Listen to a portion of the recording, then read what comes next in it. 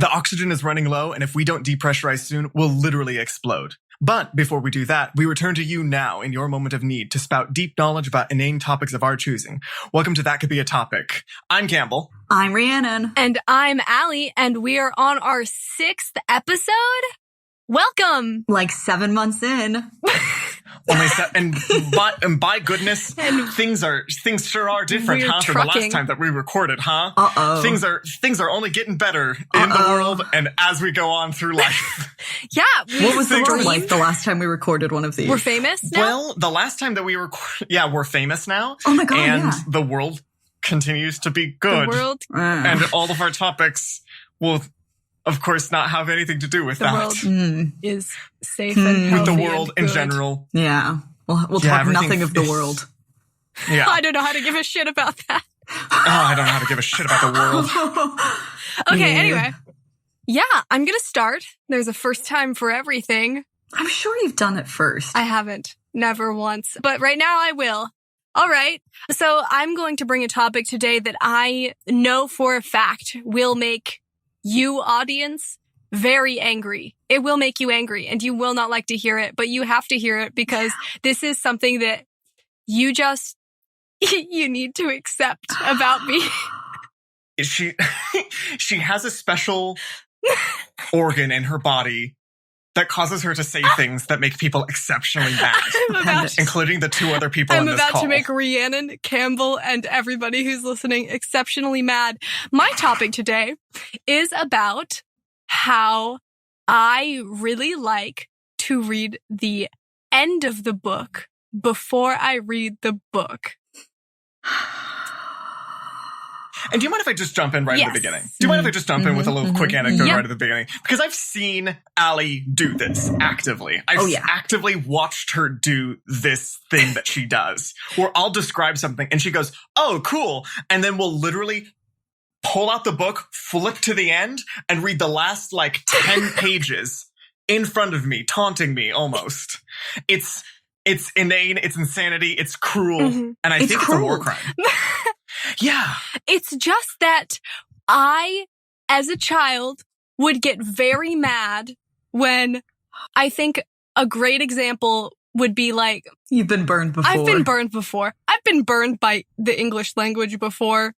Where I would be reading something and I would get really invested in it and I would get to the end and it would turn out that the couple I had been rooting for the whole time wouldn't get together or they would all die horribly or something. And it would make me very mad because I don't like, and now I've been told before that this makes me fucked up in the brain to think this, but no, it's not. It's not that this makes you fucked up in the brain. It's that this is the symptom of you being fucked up in the brain. That must be there's much more that makes this. Evil. Goodness gracious. We haven't even, this is the first chipping away at the marble. I haven't even said it yet. I don't like experiencing sad things when I don't have, I can't be fucked to pay $12 to go to a movie that's just gonna make me sad for an hour and a half. I can't be fucked to do that. I don't want to read a book where everybody's sad the whole time. That's not, waste fucking my time. Allie picking up, fucking 6th grade Allie picking up, getting to the end of Romeo and Juliet, being like, "What the fuck is this bullshit?" and throwing it across the room. It's bullshit. What's that? It's all lies and bullshit and stupid. I'm gonna say Love something is dead. controversial, but I kind of agree with her on not to the extent that I'll read the end of a book, mostly because I haven't read a book in years. She can't read. I don't want to feel illiterate the queen. sadness. We have to stand. We have to stand an illiterate queen. I don't want to feel the sadness. I'm going to call out a very specific movie. Avengers Endgame. And we'll just sit with that for a minute. So I'll just process that one. We're processing. I'm done processing Avengers Endgame. And I'm sad. Avengers Endgame was really good. And was I that wish movie I hadn't sad? seen it. Shut the hell up. It wasn't a sad ending. That movie didn't invoke an emotion. What are you I don't know what talking she's about? talking about. Are you thinking about Rhiannon Infinity went in War? the No, I'm opposite thinking about direction Endgame. I'm thinking about Endgame. Rhiannon's mad because Captain America. Sorry, spoilers for Avengers Endgame. Rhiannon's mad that'cause she's in Captain love. America went back in time and left all of his friends to fuck a woman that had a child and a family and moved on from him after he left in the original plotline. Which, and unlike Peggy moving on, I haven't. I have not moved on from this. I'm still mad about it, and if I had been able to know the ending, I would have been fucked to see the movie. This is a completely separate topic, and I don't really want to get into it, but isn't it kind of like a pre-murder that he did to he killed Sharon. her like granddaughter or whatever? Yeah, Sharon or whatever. He had a romance with her, and wiped her from existence. Sharon was her niece, not her not her daughter, right? I feel like his influence in the timeline would still fuck that up pretty severely. Maybe. I think they talked about that in the movie. They were like, I can't be sure. But it's also a time travel movie, so who can be fucked? But anyway. To worry about how it actually works. Anyway. Bullshit. I wish I had known the ending. Rhiannon wished she had known the ending, which makes me valid. And also, Campbell came up to me a few weeks ago and said that he read a book and the ending ended up being horrible and awful and sad, and he hated it, and he wished he had known it was going to happen. It was that magic book he read about those men. The men with the magic. The magic book. The mage man. Garden of Thorn-Colored Roses. Thorn-Colored Roses. What? What? The Garden of the Ford F-20. No, what was that fucking not Thorn of a Roses? Court of Thorns and Roses. It was not that. It was like the novella. That's crazy. He read another book after that. You read a novella. Oh God. Yeah, but here's the thing: is that is that I read that and it was devastating to me personally. I'll literally never recover, and I'm not emotionally or I will never be able to be a normal person again after that book. But that's because I wanted that to happen. It's like an addiction. Pain is like an addiction to me. Oh my God. Wow. See, and that's the thing, because you are happy that you read the book and you wanted to read the book because pain is like an addiction. In my case, I hear you say that and I hear you tell me the book is really good. So then what I do is I go and I read the summary for the book and I read the spoilers for what happens at the end. And now I've essentially experienced the same book as you have, except for I didn't have to cry. And I'm happy not having read the book, but I know everything that happens in it. So what you're telling me, Allie, is that your go-to strategy is that you are going to take what is an inherently emotional experience and then just strip away all those hard emotions from it so that you get the Spark Notes version of it, which worked out so well when it came to test taking in high school. Yes, I was really good at English in high school. And I can't judge you entirely because my methods are the same, but my principles are different because I did not watch really anything of Madoka Magica, the anime about the magical girls who hurt quite severely. Oh my God. But I did read the Wikipedia page, which is pretty incomprehensible. You read the Wikipedia page to me mid-breakdown after watching all of the movies. Which is crazy because in my case, I will be in the middle of the movie and they will introduce a new character and then I will go, oh, I wonder if that's secretly a bad guy or something. And so then I'll go to the Wikipedia page and I'll start Googling all of the characters and reading their histories as I'm watching the movie and they haven't revealed these facts yet. So I'll be like, oh, okay, so I know that this one is secretly the bad guy. And so then I'll be like watching for that. Because I already know his entire history and everything about him, even though he was just introduced 5 minutes ago. Never mind. I don't think you're valid anymore. I think you're insane. I think you're fucking insane and you need some sort of a potion. I don't yet know what kind, but you need a potion. Oh my God. Insane. What do you mean you're reading the Wikipedia? Like for example... Now that's new, because I didn't realize you were actively doing it while stuff is happening. You are...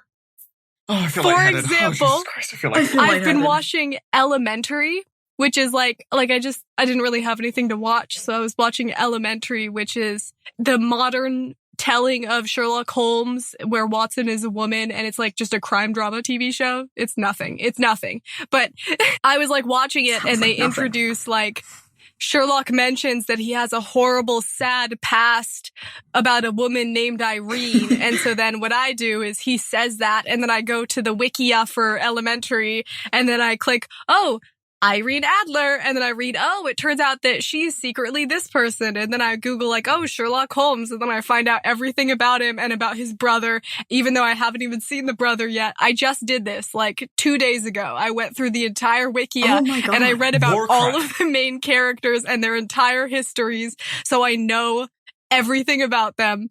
I am addicted to spoilers, actually, is what I'm realizing, I think, maybe, is the thing. Maybe I want to go back to the beginning of this bit and no longer validate you.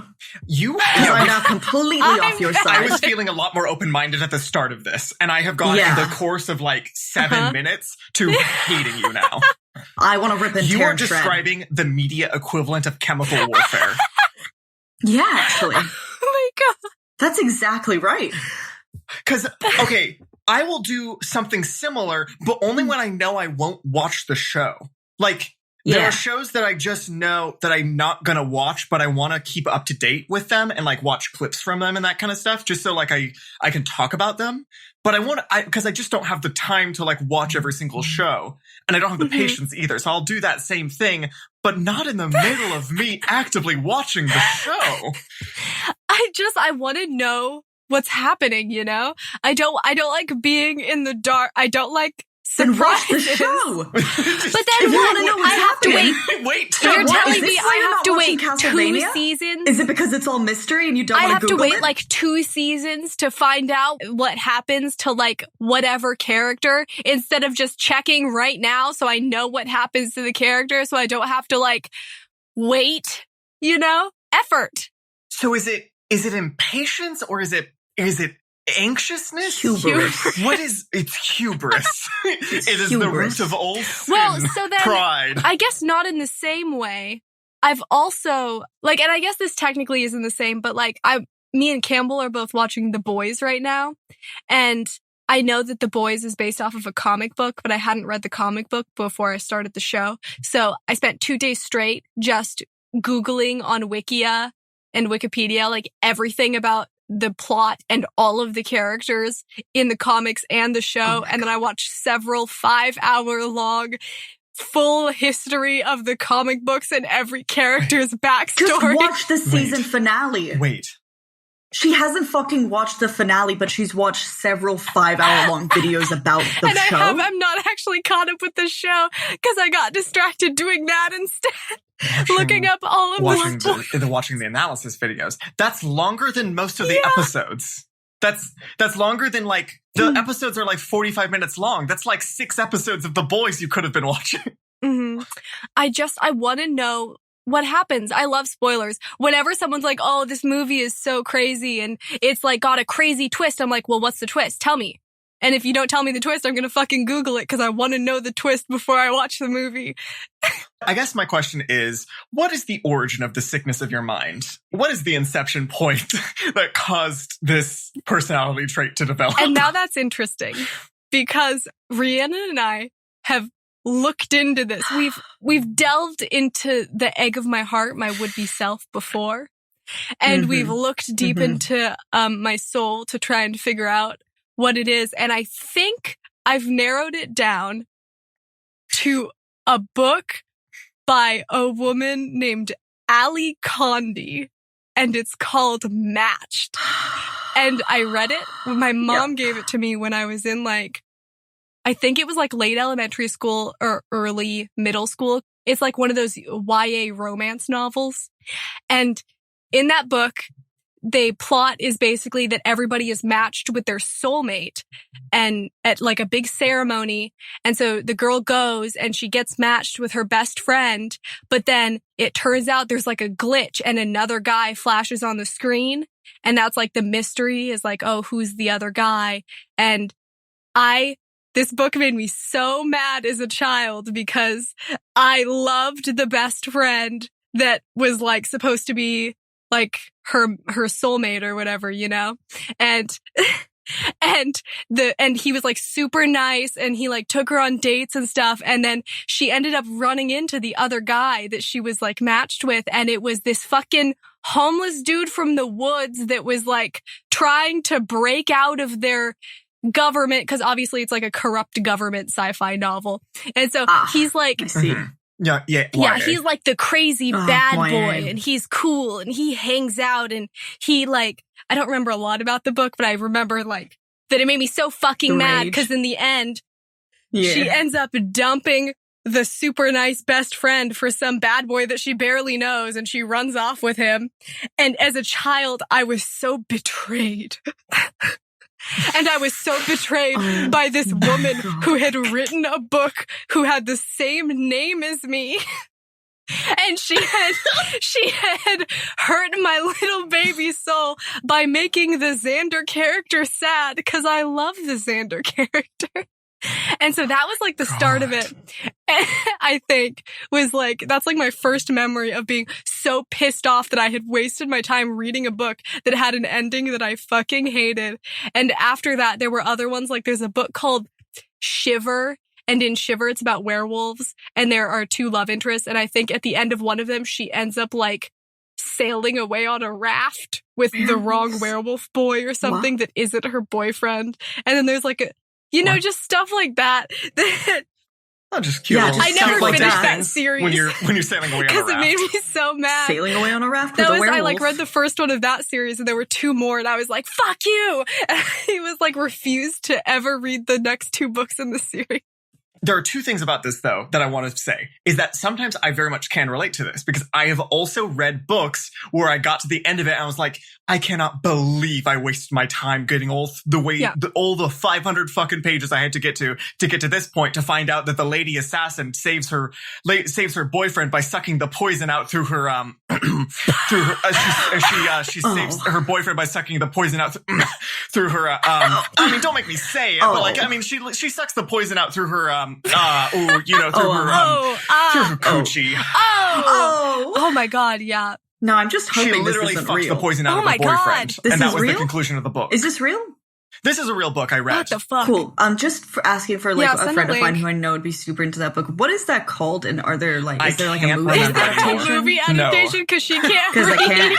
I can't go back to books again after what it's done to me. Maybe you can go back to books soon. I can't go back to books. Here's the thing. Sorry. There's an inverse of that too that you're not realizing. Okay. Because in the Court of Bones and Hoses, the Court of Bones and the Court of Thorns and Roses, the Court of Thorns and Roses, there it is. That book is kind of anywhere between like bad and mediocre for like all of the pages up until like the end of the book. And a thing happens at the end of the book that is like shocking and exciting and interesting and has like implications for the story going forward. And it makes you go, whoa, what? Huh? I was not expecting that.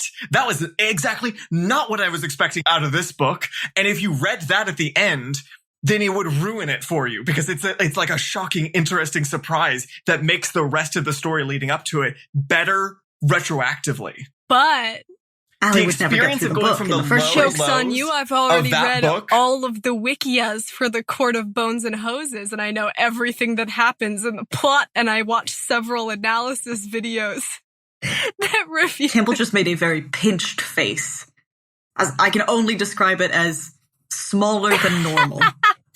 It's as though I chomped on a sour lemon warhead and my mouth and face curled in on itself like a cartoon. I told you you'd be mad. I told you you'd be mad. Audience, I told you you'd be mad at me. And I knew already that she knew everything about those fucking books because she looked up the Wikipedia pages. She did know that. I didn't have to, but I did, and I liked it. Yeah, she liked it. And I want to make it clear that it's not just like romances that don't end the way that I thought they would. Like, I don't just get like, man, nothing ever goes my way. But it's like also just books that have boring endings, or shitty endings. Like, I don't want to sound like I'm that whiny. But just books that have like bad endings that weren't written well, but like you put all the time and effort into reading them, and then they end up like tapering off into nothing, or they end up having like a really obvious kind of dull like twist conclusion or something. And so it's just like, I would rather know what I'm getting into ahead of time. I don't like surprises. I don't like having secrets being kept from me. I want to know the secrets. It's just the idea for me that you get into the middle of something and then you're like, well, now I have to look up spoilers. I have to know. Who is she? Why is she appearing now? Why does she have a creepy secret cell phone that she's whispering to a mysterious person on in this TV show? I will Google it and I will now know who the bad guy is. Maybe it's just a distrust in the writer's ability to tell you the things they need to tell you. Because, like, I experience media and I go, well, I assume the writer is going to tell me in an interesting way how this happens. And Allie swoops in and goes, idiot. I gotta know this beforehand. I don't trust your ability to tell me this fucking story. So shut the fuck up and let me read these Wikipedia pages. I just need to know. What if the writer... Okay. This one's a spoiler. Well, no, I won't say the spoiler. Game of Thrones. No, go ahead. This one's probably a pretty obvious spoiler. No. But... Who gives a shit about Game of Thrones at this point? Fine. Game of Thrones obviously has the spoiler that it turns out Jon Snow is the son of the Targaryens and the Starks. What? How? So Jon Snow, it turns out, is like the heir to the Targaryen throne. And the show did a shit fucking job of revealing that and having that be a major plot point in the final season. They did a terrible, awful job. But you know what didn't do a terrible job telling me that? The Wikipedia page that guessed it when I was reading it during the first season. That one did a great job of laying it all out and the drama and the intrigue. And I was like, wow, this is fucking crazy. What an awesome twist. I didn't even have to read the books. I didn't even have to watch the show because it was still the first season and they hadn't even gotten there yet. And I knew it. And I was pleased with myself. There's a scene in the movie Good Will Hunting where the character is kind of being told that he has this habit of sabotaging any potential good thing in his life on the off chance that it might go wrong in the future. So he just does it to eliminate any chance of things going wrong or him having to experience any kind of emotional pain.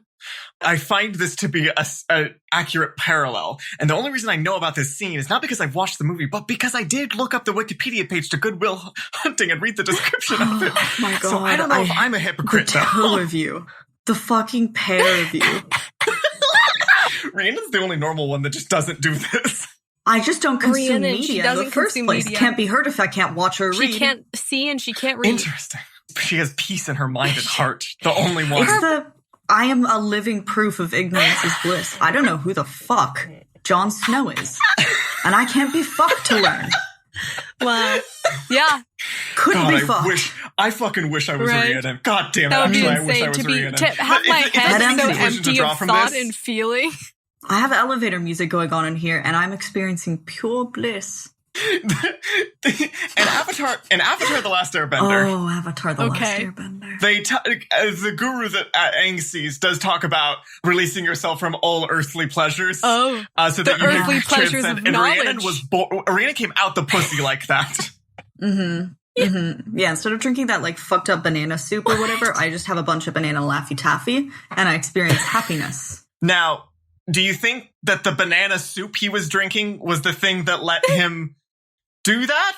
Or was it the meditating on the nature of life thing? What? I did not look too much into the scene, Campbell. Can't.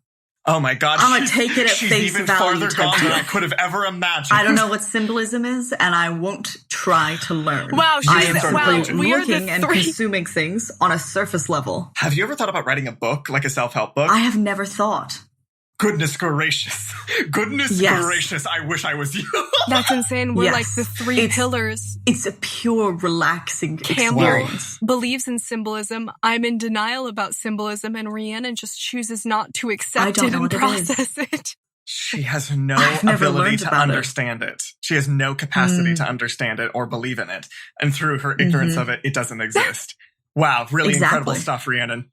Allie, do you have any closing thoughts on this topic, or on why you're evil and fucked up? About why you're evil? Do you have any plans of fixing yourself in the future, or are you just content with your? She should go to therapy. Yeah, and I feel like the therapist would have a fucking field trip with this whole thing. My closing thoughts are this.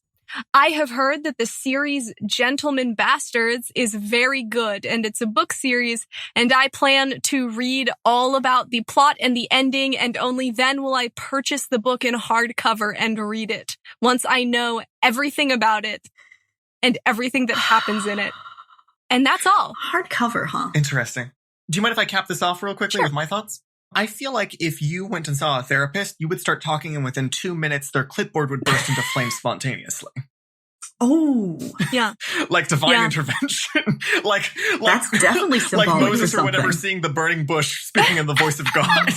He would intervene to just stop that whole proceeding so that nobody gets hurt. They would. Was it the bush itself that was speaking in the voice of God? There's literally no way to know no because no know. one's read the Bible before.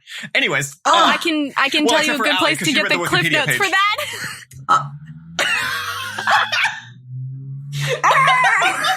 Yeah, Allie, give me the rundown of the Bible. Okay. Do you mind if I go next? Yeah, let's move on. Let's move along.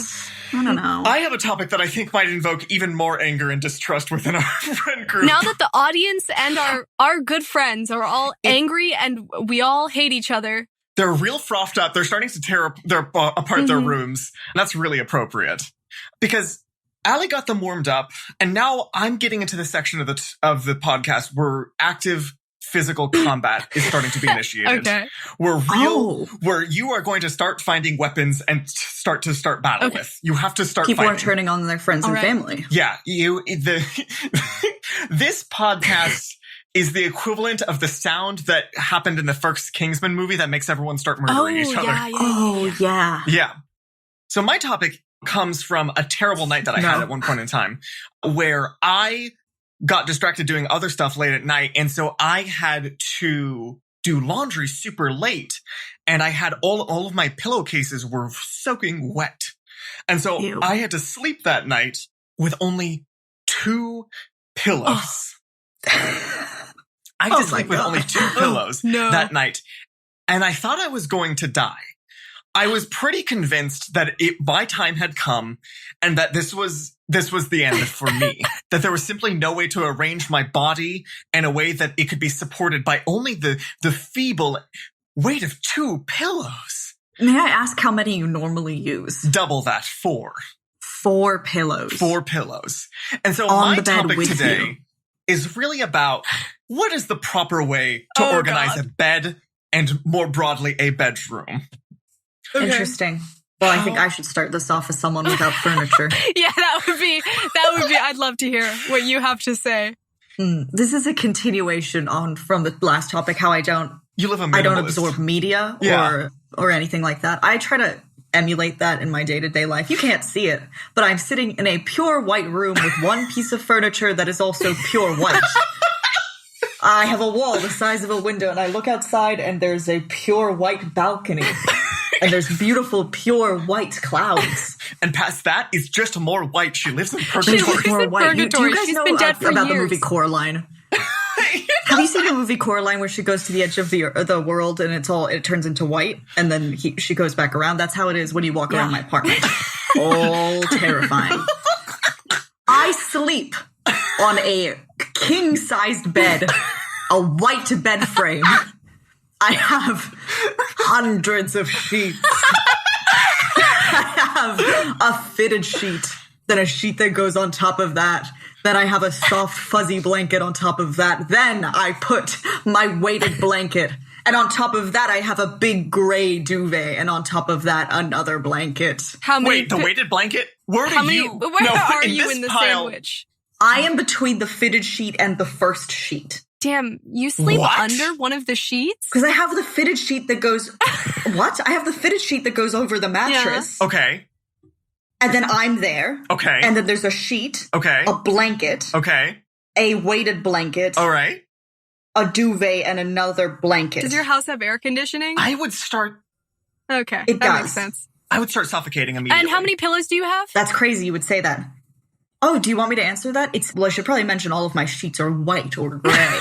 And my pillowcases, pure white. 1 pillow is all I need. What?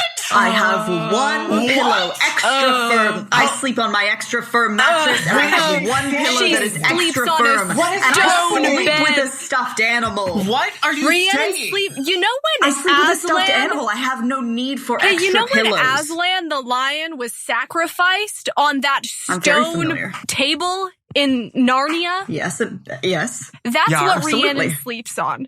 That's how Rhiannon sleeps. I sleep very similar to how a walk would sleep. Is that a woman comes over and stabs her with a knife and she sacrifices her to the on dawn. a cracked stone table, firm and uncomfortable. Yeah. Imagine, though. And every morning she arises I sleep on again. an extra firm mattress. I have the extra firm pillow. I have, again, one piece of furniture in there that is also What's pure white. What's the furniture in your room that isn't your bed? There's nothing. All I need is one pillow and my stuffed animal and my little man. And I go right to bed and I curl up in a little ball and I go to sleep. Where is your bed positioned in your room? In the back corner. So it's against two walls. It's against two walls. The back and the left-hand side are against a wall. And how do you sleep, like, up against a wall as well? Or do you sleep in the middle of the bed? I sleep in the middle of the bed, kind of towards the wall, like more to the left than the middle, but it's like the middle left. I just didn't know. I knew that Allie was sick in the mind and that she needed help. But I knew. Oh, you've known me since elementary school. Do I not give off one pillow vibes? I think I'm the only one. You kind of give off the vibes as somebody who's going to. I think I'm the only one here that's ever been in your room before, though. I don't think. You've never been to my country. Not that country, but like I've been in your room. Oh. When we live in the same country. Yes. I don't think Campbell has ever seen how you live before. And you're so empty. I've been in your room before. Your whole body is empty. But I felt like your room was normal. I had more stuff then. Ever since I moved into a different country and then into an apartment outside of that, I realized I have no need for earthly materials. Gosh, she's oh my God. I wake in the morning with my one pillow and I eat my Fruit Loops and I go to bed happy. Don't even get me started on how she her fridge makes me so angry. The way that she eats. Right now in my fridge, I have a jar of milk, half a jar of pickles, and one cheese triangle from that, like, cow cheese thing. Yeah. Did you just say a jar of milk? Oh, well, I guess. Oh my God. I'm just imagining a mason jar full of milk. Well, yeah, I get the bottle and then I pour it into a jar for more convenient keeping. Allie, I'm not really sure if you're in the same space that I'm in right now, but I'm thinking about killing Rhiannon. No, I've been there the whole time. Anyway, back to the bed thing. Campbell, do you want to go next? Or do you want me to go? I think that I am on the extreme opposite end of the spectrum from Rhiannon. So based on where you are, maybe you want to go or I should go? So are we going to describe our living situations and then try to kill each other? Part no, just the bedroom. Okay. Yeah, I think it's part of it. I think the living arrangement is part of the bed. Not. Right. So my bed is placed in the... it's not up against a wall because the only wall it could be up against has a heater next to it. Like, it's one of those built-in wall heaters, so I can't put it directly up against it because it would light my bed on fire in the night. Bedroom arrangement. What do you mean? Just keep going. Just keep going.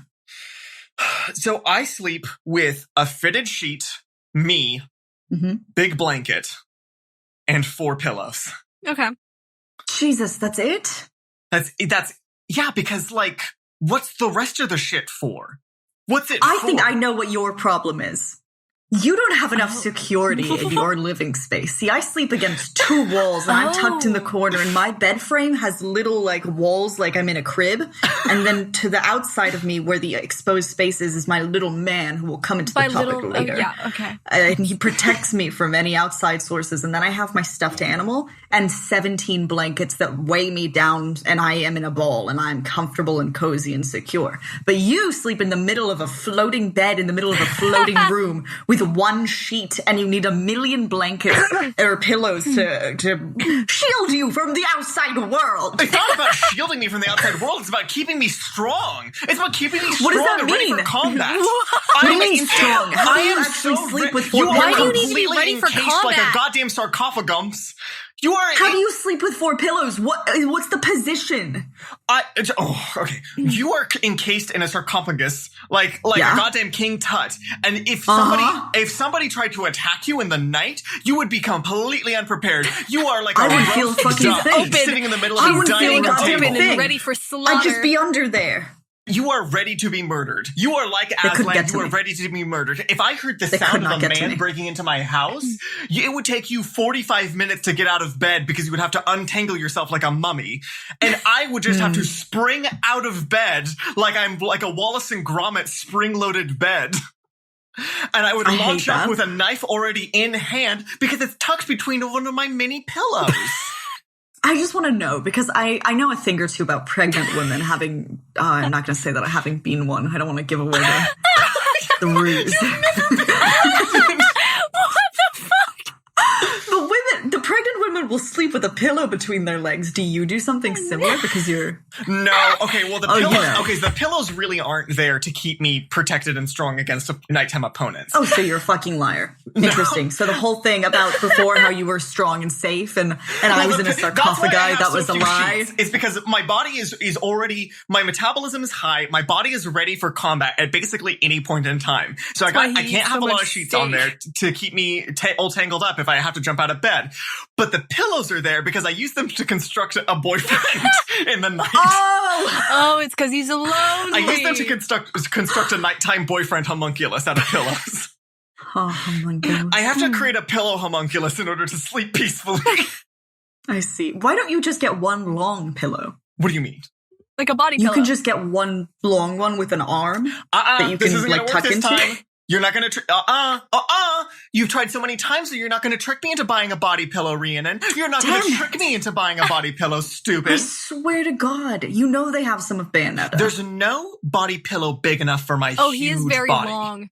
I don't think... I'm so incredibly long. And I'm not someone who, has to be holding something, cuddling something at night to sleep. So, I don't...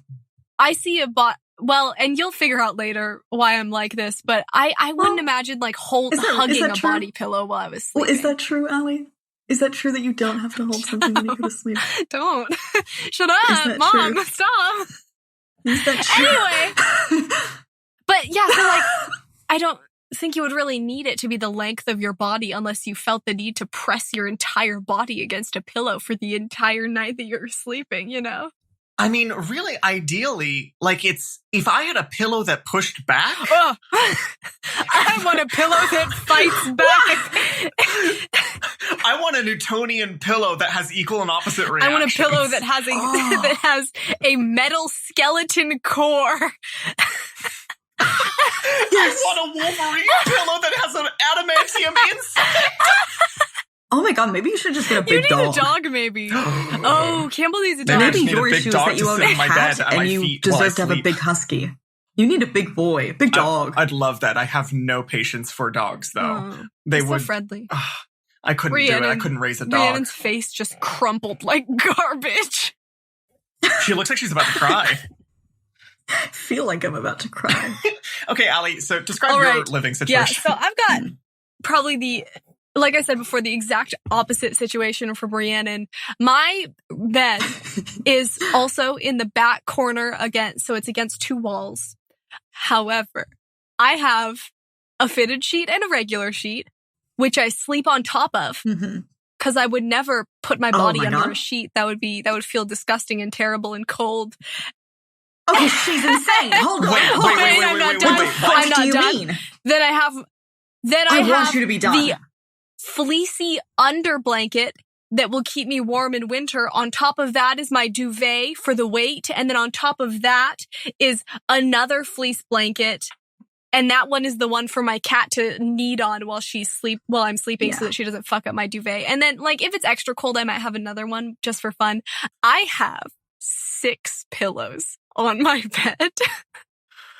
And that is 5 pillows behind my head and 1 long body pillow that goes lengthwise against the corner wall that I sleep next to. Do you want to describe your room a little bit as well for anyone who hasn't watched our streams? Yeah, so my room is very small. Like how Rhiannon said before, that she's empty and void of things and she hates media and she only has one piece of furniture in her room. I'm the opposite in that I like to collect things and I like posters and stuff. So my room is every single wall of my room that doesn't have furniture, covering it, has posters and art stuck to it, every surface. And then it's like the opposite of negative space. It's the opposite of negative space. I would hate to have negative space in my room. All of my walls have things on them, and my bed is full of pillows and blankets, like a throne, like the bed of a queen in a movie. Like a dragon. Like a dragon. I'm like a dragon. I have my hoard. of pillows and treasure. Yeah. Yeah, Allie just sleeps on her hoard of Sasuke body pillows. No, every it's single actually night. just like It's the a only way that she can regular- sleep. Yeah, that is true. It's literally like one of our friends gave it to me in elementary school, and it's just like a long plain body pillow that has like a purple fleece covering zipped up on it. And I just have it against the wall. But I you don't hug could- it or anything. And that's why I said that earlier. Because like I don't hug the body pillow. In fact, I usually don't touch it unless I'm like leaning against it while I'm like sitting or laying down. Sometimes I'll lean against it. But most of the time it's just there because okay. And now this is also another fucked up thing about me. We had probably, I want to say 2 episodes ago where we talked about random fears that we had that didn't have any reason. And I think this one stems from when I was a kid. I was so terrified that like spiders or something would crawl up between the crack, like in the crack of the bed and the wall. And so I always wanted it to be covered so that nothing could get through. Even like, and when I was really young, I would be like, oh, monsters are going to get me and grab me from the crack in between my bed and the wall. So I think that's another reason that like I've just always had a body pillow against that wall is it covers the space where there's like an opening between my bed and the wall, and it's always covered. And if that space isn't covered, then I have a very hard time sleeping. Like I won't want to.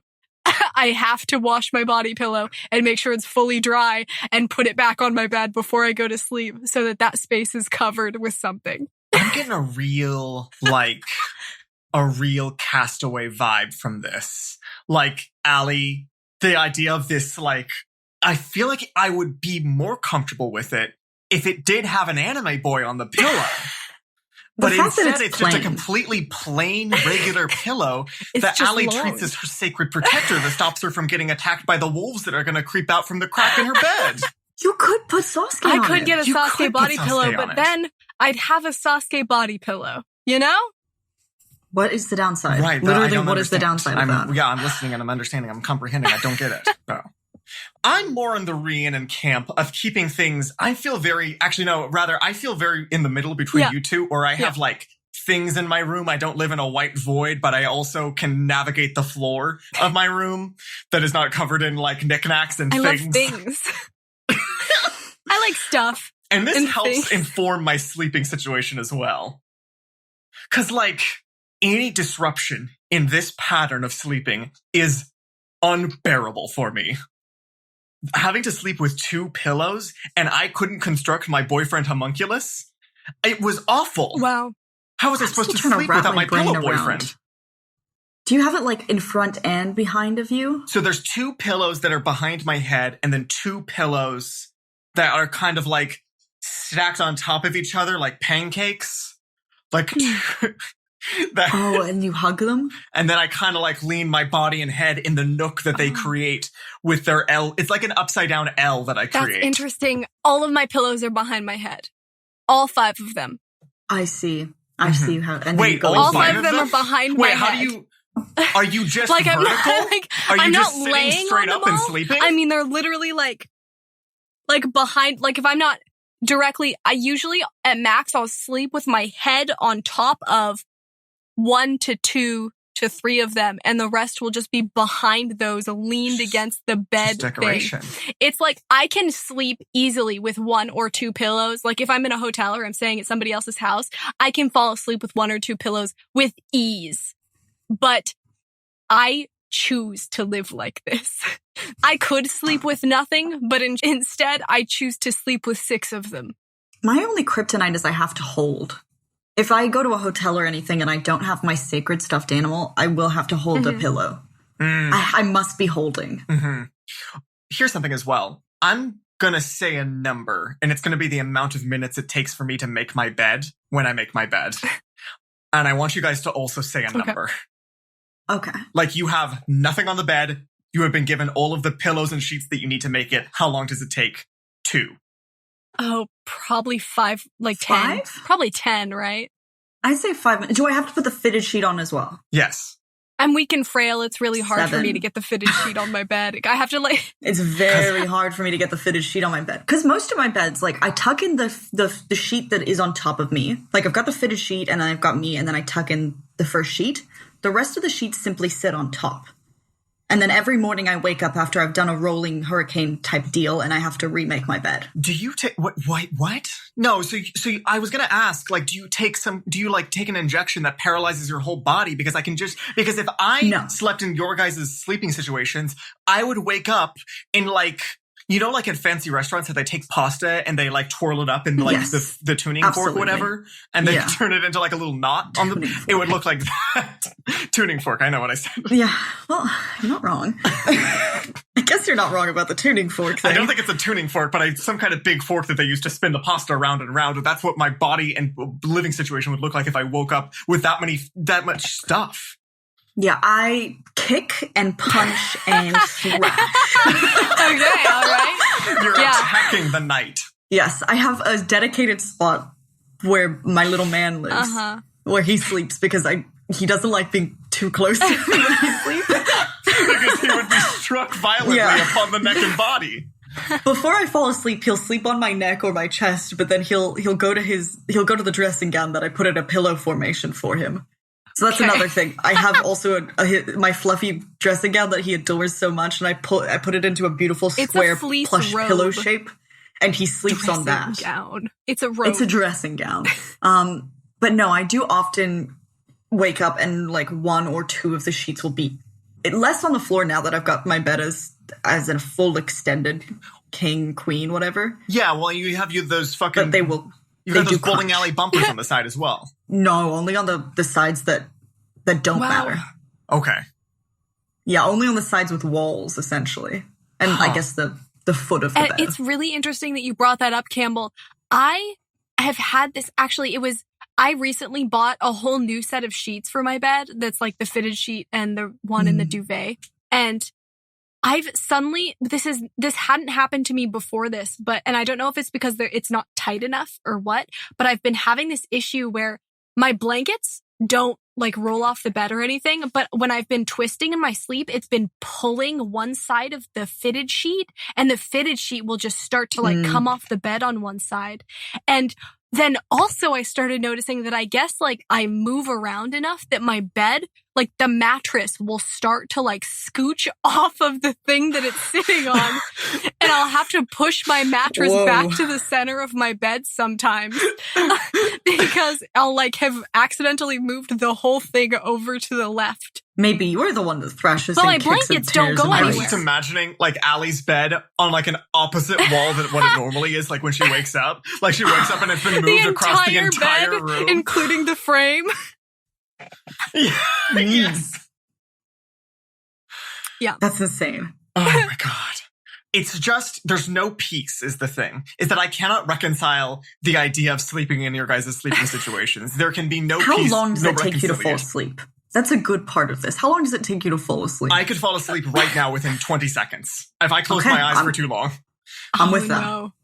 No. Allie, on the other hand. I have the worst sleep schedule of anybody here. I will sit and stare with, like, I'm pretty sure I have insomnia.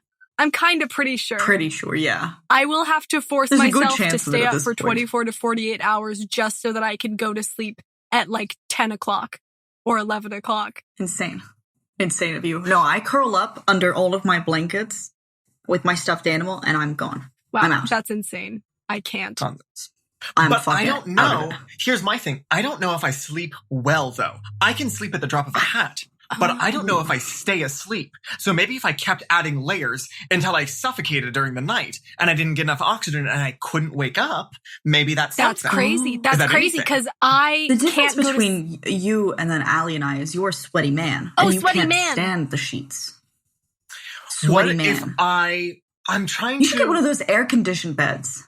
I'm trying to imagine some sort of like fan or air conditioner I could live in, like an igloo almost. Yes. I saw like a DIY one where you just put the duvet on top of a fan and then like sort of tape it there so the fan still has the flow of pulling in the air and it pushes it like into your crevice type deal, like from your feet up. Interesting. That sounds so incredibly sounds sexy, like it would make and your I love feet that idea cold. actually. Yeah, maybe you could do that and then add more blankets so that you finally feel contentment.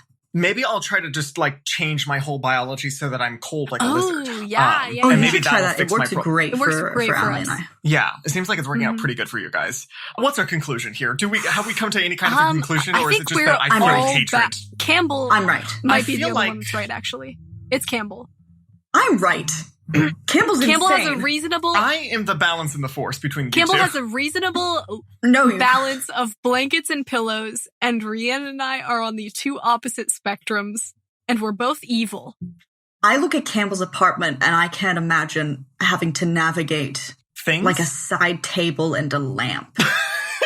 Is it maybe? Hold on. Is it maybe just maybe that Rhiannon has been blind this whole time and we just never realized, and she's been navigating via echolocation. Oh. And that's why she's scared of having the LASIK didn't actually work out for me.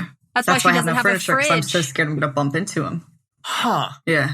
So really, I think the conclusion we can come to is that Rhiannon needs to go and sue the LASIK company that she did her eye surgery on. Yeah, she keeps claiming that she doesn't need Maybe glasses. I should get a second LASIK. I don't think I have even proof better that she can eyes see. now. I don't know how LASIK works, but that's probably how it is, I think.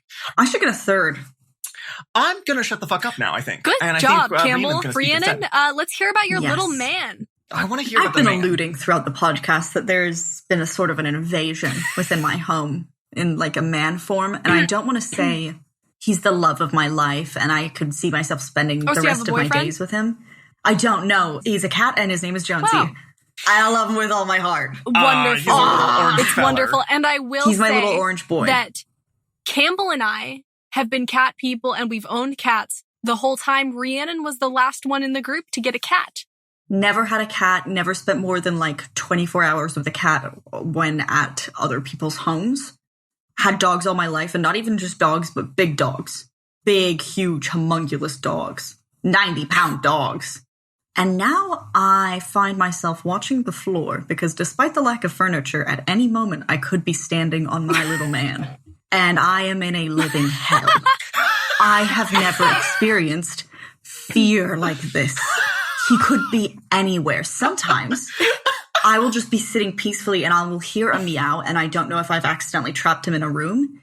And I open up the bathroom and I find he's in my sink. Why? And I don't know what to do. I'm very interested in this because you two are experiencing a phenomenon that I've never experienced, where you two have two incredibly wet cats. We have very wet cats. I have such a wet cat. I showered with my cat today. Bro, I did too. What? Yeah, no, but you shower differently with your cat. Your cat lays on the railing. I opened the wall-sized glass door and I picked Jonesy up in my hands. In the shower with you? And I shower with him. What the fuck? Like you got him wet? I mean, I shower with him. Yeah, he loves the wetness. He wants to be clean. That's insane. Every time I shower, I have a cat with me in my arms most of the time. That's so weird. Dude, whoa, what the fuck? Yeah. Hold on. My cat enjoys the wetness. Okay, so let's preface this with, it started, let's say a month ago, where I had been in the bathroom or something and I had turned on the faucet and my cat had started like sniffing the faucet. And so I turned down the water flow so that it was like smaller. And then my cat started drinking from the faucet like a dog that's lapping at running water. And it was crazy because we had gotten one of those running water drinking fountains for cats, and she refused to use it. She never drank from it. She was like, fuck you, no way. But then I turn on the faucet and suddenly now she will wake me up in the morning screaming at me, and she will not stop screaming until I stand up and I give her faucet water. And she likes the faucet water. She's an elegant little lady. She needs that high quality faucet water. Yeah. And so then I think Rhiannon started doing Jonesy will not scream for his faucet water. Jonesy will, when I enter the room with a faucet in it, he will climb into the sink and he'll just bite it a bunch. He bites the water. Until I turn it on. Yeah, he puts his mouth around the faucet and bites. And makes clinking noises until I turn it on for him. Oh, I should premise, I've had this. It has been a while since we recorded a TCBAT episode. I didn't have a cat last time we did. Baby's first cat. It's been like 5 months. Yeah, since the last time we recorded, I have an apartment now and a cat. Congratulations. Neither of which I know how to navigate. Because she can't see. Because I can't see, and at any moment I could bump into furniture or a cat. What I have noticed about owning a cat, which is different from having a dog, but somehow also very similar, do your cats chew and bite and rip and tear? Oh, they have to. They have to They survive. have to. Well, there's a whole reason that I had to switch from using wired headphones to using wireless headphones, because Athena loves that good headphone taste that she gets out of it. She has to eat them. I had this crazy misconception that dogs were the mouthy ones. No. Because, I've always had big dogs because they're always all up in your business with the sniffing and the tongues. But I acquired a cat, and now not only do I have wireless headphones, very similar to you, I cannot leave things in places that can be chewed. Cardboard boxes, for example. If I get a package and I have a cardboard box in the living room, I will come out of the living room and a whole side of the cardboard will be gone, and in its place is just tiny little pieces of cardboard, because Jonesy has meticulously ripped and tears the box into its tiny little boy form. Are you telling me that you have a fucking Marley and Me goddamn cat that eats drywall? I don't know what that means, because I haven't consumed Marley and Me media. Yeah, because it has a sad ending. You know how it ends, and you would never watch it. That's how I am. It's just crazy to me that, why is he eating it? That's he doesn't often eat it. He just tears it and then spits it.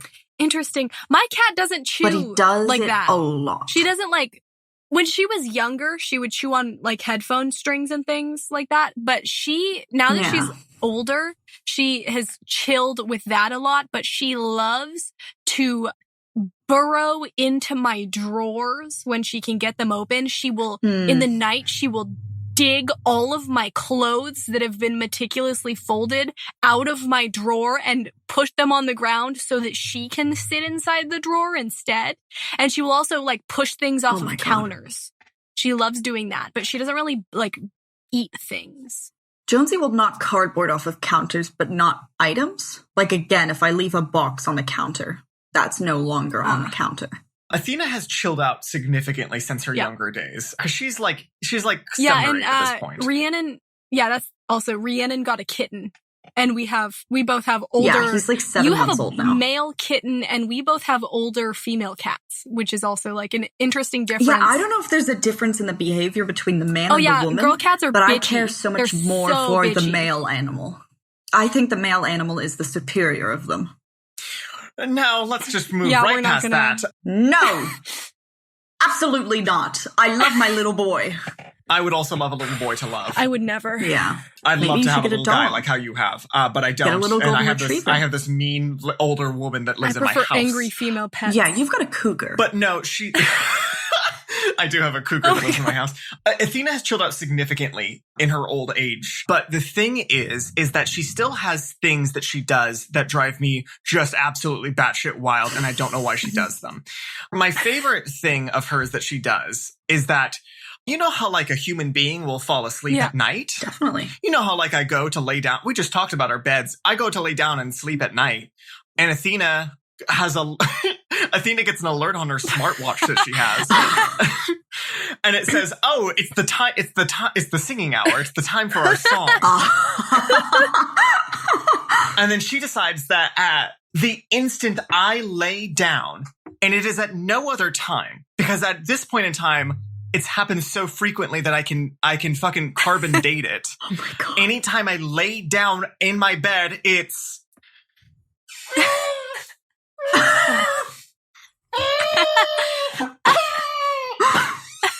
what does she want? Does she want to play?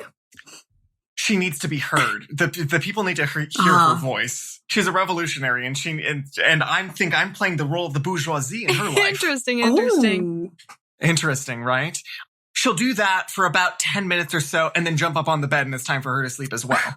It's that's her equivalent of brushing her teeth. Is that she has to, she's like, well, I didn't get time to get all my yells out during the day, so it's time for me to scream at night right before bed. Campbell, she's praying.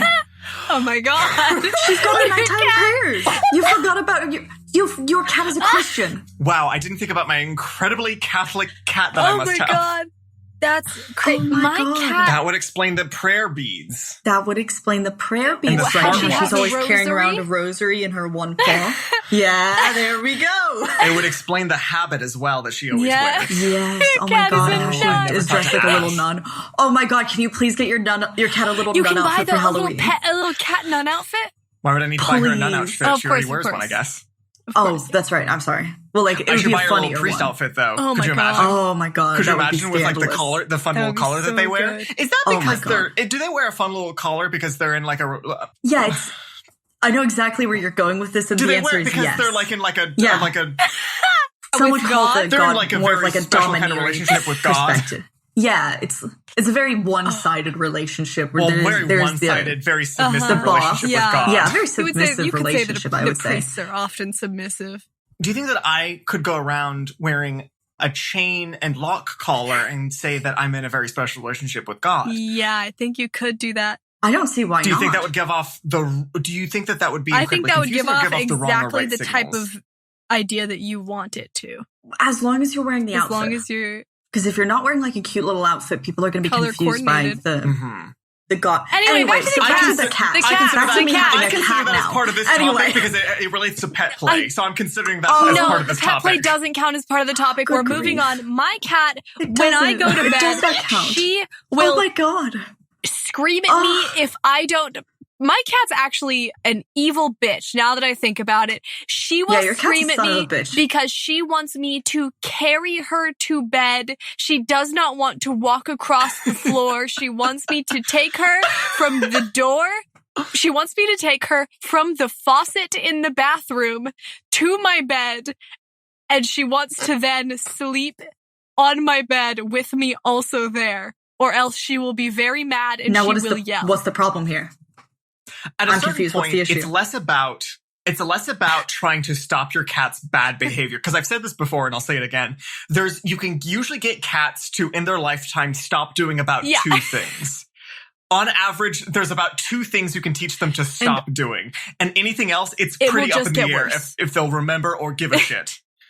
So my thing is more about navigating their habits in a way that helps you as well. So maybe think about constructing a basket for your cat that then that's her nighttime basket that you pick up and is easier to carry. Oh, she would hate that if she was sitting Like a on little something cat that was moving. palanquin. She would hate that. What I've started doing is when I wake up in the morning to go to the bathroom, she will run into the bathroom with me. So while I'm using the restroom, she will be drinking her faucet water and then she will finish so that I can wash my hands and then we will both go out into the kitchen to get breakfast. We have a routine. That's Cats very like similar routines. to my morning They like to experience as stick well. to their routines.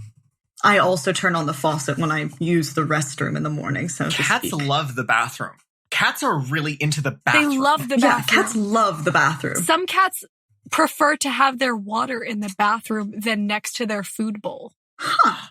I will go into the bathroom sometimes and take a bath, and I'll leave the door open, and Athena will always 100% of the time come in there with me to watch me take a bath. They love that. Yeah, that's back to the thing about Rhiannon showering with her cat, which is so weird and crazy that he loves that. My cat, I have a metal shower thing with a sliding door, and my cat will jump up to sit on top of the metal bar so that she can watch over me like a gargoyle as the steam rises and consumes her. Because of the way I am, I do take quite long showers. So Jonesy doesn't want to be there the whole time. He wants to get wet and he wants rubbies, but he doesn't want to stay for the shampooing process. Sure. So I will open the door ajar so that he can get in and out. But because, how bathrooms usually are, I do have tiles. And he does have to make a corner to get out of the bathroom. So one of the fun things that I've discovered upon having a cat that's very wet and slippery tile floors is just how many times he can get enough speed to slam into the wall instead of making a corner turn. Baby. And I swear to God, there is an imprint on my wall now of a wet little cat when he can't make the corner. And it's the funniest fucking thing. And trying to stand in the shower and not lose my shit to the point of falling over when I watch my cat just slip and slide all over like it's a fucking ice rink. Oh my God. I could cry. I could cry. Wow. Oh my God. It's art. It's pure art. Because that's the main reason that anyone gets a cat, though, right? Is because of the utter entertainment value of their presence in your house. They are like a wild card because you can't train them. Like they're very smart and they will know their name and they will know. I don't know if Jonesy knows his name. Well, he's also new. He does. He's just ignoring you. They know their name, but they will choose not to respond to you if they don't feel like it. They don't give a shit about what you think. They don't like you. They love you, but they don't like you. Yeah, it's just so many. It's such a learning curve from owning a dog. Yeah, dogs to owning are a cat. much more. I didn't think it would be loyal to you, and they will do whatever the fuck you want to make you happy. And cats are not like that. They're very open. Athena's doing this new fun thing where she will every once in a while she'll jump up on top of my fridge, and then I have like space above my cupboards, and she'll just like get up there. So the other day I was like wandering around my house and I'd had a few drinks. I was like wandering around my house. I was like, where the fuck is my cat? I do not have a very big house. Where the fuck is she? And I was wandering around and I look up and she's like looking down like, what's up? What's up? I'm up here. I live up here now. What's up, idiot? And I fucking lost my shit. It scared me so bad. It scared me bad enough that it activated like, you know when like you get so scared that it activates another response to your body? Like either it makes you cry or laugh super hard. It did that to me. Did you cry or did you laugh? Did you piss yourself? It might have been both at that point. I was a few drinks in. But yeah, we love our little ladies and fellers that live in our house. I experienced the fridge antics, and I'm sure you guys are intimately familiar with this now because I would not fucking shut up about my experience over the course of like 2 days. I thought my cat ate a magnet. Yeah. And here's how that went. I was on a call with a third-party friend. It was just the two of us. You know, we're having a great evening. And then I get up and I'm like, maybe I'm going to eat some food, maybe some Fruit Loops, something like that. Maybe something other than Fruit Loops. Very unlikely. Very unlikely. And I go into my kitchen, and I have very little in my kitchen. I've got a toaster, and then I have a single card of my fridge, and it has 4 magnets on it.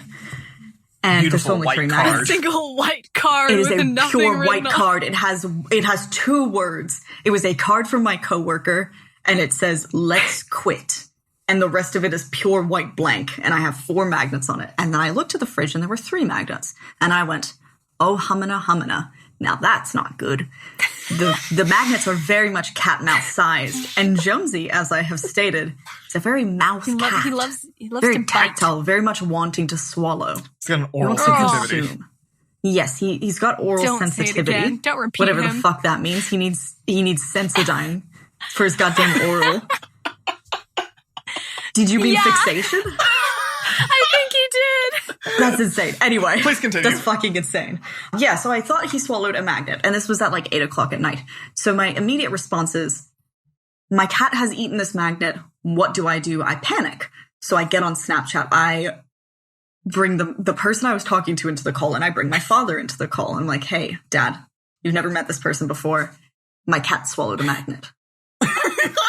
And his reaction is, you should try picking up your fridge. And for those of you who don't know, I'm little like a child. And my fridge is big. Like how a fridge is.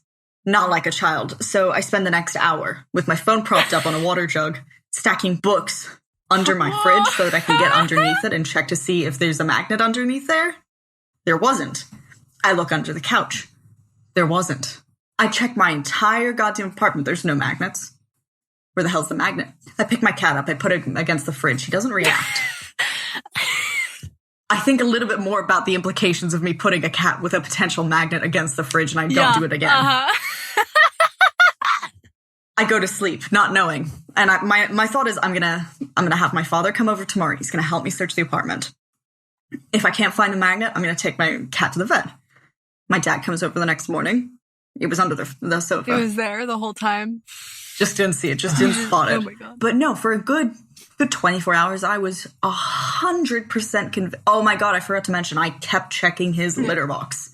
Because he was eating, he was drinking, so I was like, okay, well, maybe he shit it out. So I like 6 times a day, I was checking his litter box. I would have taken my cat to the vet immediately. Nada. I would be like, oh, there's a magnet missing, and you might have really eaten seem it. Distressed. I get so panicked. Yeah. I would have if he had stopped eating and drinking, but he gobbled down his dinner. He gobbled up breakfast the next morning. So I was like, okay, he's probably fine. He's durable. I'll keep checking his shit. And if I don't see the magnet tomorrow, then whatever. But it was fine. And he didn't eat a magnet. But for a good fucking 24 hours, he was the cat that maybe ate a magnet. See, this is something I have not experienced personally because Athena does not eat anything other than the driest dry food. She refuses. Yeah. So I have no fear of her eating something that she shouldn't. But also, I just love that one of your thoughts was, I'm going to put him against the fridge, see if he sticks. Were you thinking that he would stick to the fridge? I wasn't thinking. Like, my immediate fear would be if it's a strong magnet, would it rip through his intestines? Yeah, I didn't think that through. Because my brain was put the cat against the fridge, see what happens. And nothing happened, and he didn't really seem like he was experiencing anything. You looked in his eyes as my cat's very tested empty. His magnetization. Yeah. Also, this entire time, I'm pretty sure he's been in a box somewhere in my apartment eating it. Eating the box? Wow. Don't know which room, but he's eating the box. King. The entire goddamn time. Wow, cats are fucking crazy. Wow. Yeah, I think I'm going to get him a golden retriever. I can't get into that. I can't make comments at this time. I can't make comments at this time until my publicist gets involved. We'll have an after podcast special where I just talk about the ideas I have surrounding purchasing things for my cat. Wow. And we'll talk through whether or not they're good ideas. They are never good ideas. Well, I think this is the end of the podcast now. I think this is the done part. I'm feeling so good again, actually, after that topic. I feel really relaxed. I think it's time to plug ourselves. Plug ourselves in like an electric socket. Okay. Damn, okay. Yeah, I wasn't don't really want to get plugged. Prepared, but I guess. I don't really want to get plugged. You. Like, we've known each other a very long time. I just don't know that this is something I'm really ready for. We didn't really talk about it beforehand. Well, cool. Right, well. Anyways, thank you guys so much for listening to episode 6 of That Could Be a Topic. In case you guys didn't already know, we do a Twitch live stream pretty consistently, at least 3 times a week now, where we play video games and do basically the same sort of thing, except even less guided and more stupid. So much louder. And much louder too. Sometimes more, yelling, more drunker. More curse way words. Louder. Even you thought this was loud. Sometimes drunker, sometimes even more insane than we normally do. And that's all going to be found at twitch.tv/thegoblingirls. And feel free to follow us on there. And if you do, we'll shout you out and kiss you directly on the lips. Whoa. If you want to check out more episodes of TCBAT, you can find that on our website, which is thegoblingirls.com. That will be going through some updates relatively soon to bring it more in line with how it's supposed to look instead of the garbage it looks like now. It doesn't look that bad. It's fine. Thank you also to Brian Murphy, who is editing these now. He does a great job. And thank you so much. You're so handsome. You did such a good job the last episode. He's shredded. Oh my God, he's so talented and shredded. I'm so glad I don't have to edit it, or Allie doesn't have to edit it anymore. Yeah. God, yeah. We might actually make a podcast more regularly now. You can also catch the episodes on YouTube and iTunes, Apple, whatever the fuck, and maybe Spotify. There are so many places that we make noise. We'll definitely do that. Yeah. We're everywhere. We live with you now. I've said it once and I'll say it again. I'm in your house right now. Right now. Anyways, stay frosty. Take a look out for snipers. And Rhiannon, do you want to cap us off? Oh my God, it's been so long. What did I even say at the end? You're supposed to keep it tight, fuckers. Bye. And we're ending it. Okay.